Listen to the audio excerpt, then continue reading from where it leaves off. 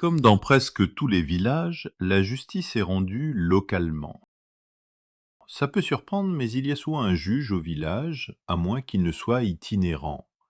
Il y a aussi un procureur et même une prison. Bref, la justice est au plus près des justiciables qu'ils sollicitent souvent pour un oui ou pour un non. On disait des Languedociens qu'ils étaient procéduriers. Certains se ruinaient littéralement en procès juste pour régler leurs comptes. On jugeait ici même, en première instance, des affaires civiles, mais aussi des cas graves. Les archives ont conservé le souvenir d'une affaire d'empoisonnement aussi tragique que cocasse. Nous sommes à Goudargues le 25 mars 1775, pendant la messe de la fête de la Vierge. Ce jour-là, le blanc est de rigueur, pour le curé bien sûr, mais aussi pour les paroissiens. Les plus fortunés paradent dans des vêtements éclatants. On remarque l'absence d'un certain Pierre Jouve, mais rien d'inquiétant, il avait prévenu qu'il assisterait à la messe dans un village voisin. Sauf que ce Pierre Jouve, serrurier de son métier, ne va nulle part. Il profite d'un village désert pour entrer dans la maison de son beau-père, où vit encore sa femme, ils sont séparés. Son intention est claire, les tuer tous les deux. Et pour ça, il verse du poison dans une cruche d'eau.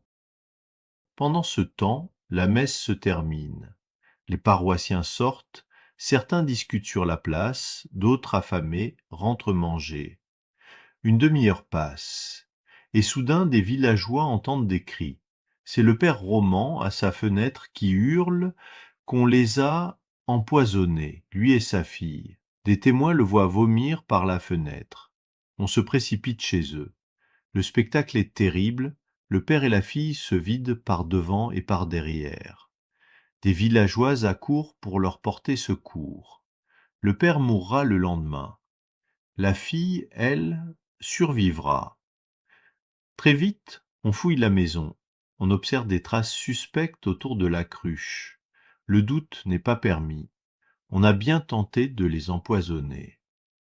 Derrière ce drame, il y a un mariage brisé, une haine profonde entre Pierre Jouve et sa femme, Suzanne Roman. Ils sont séparés depuis 2 ans. Lui fréquente d'autres femmes, dont une disparaît quelques jours après les faits. Comme lui, car Pierre Jouve prend la fuite. Il sera condamné à mort par contumace.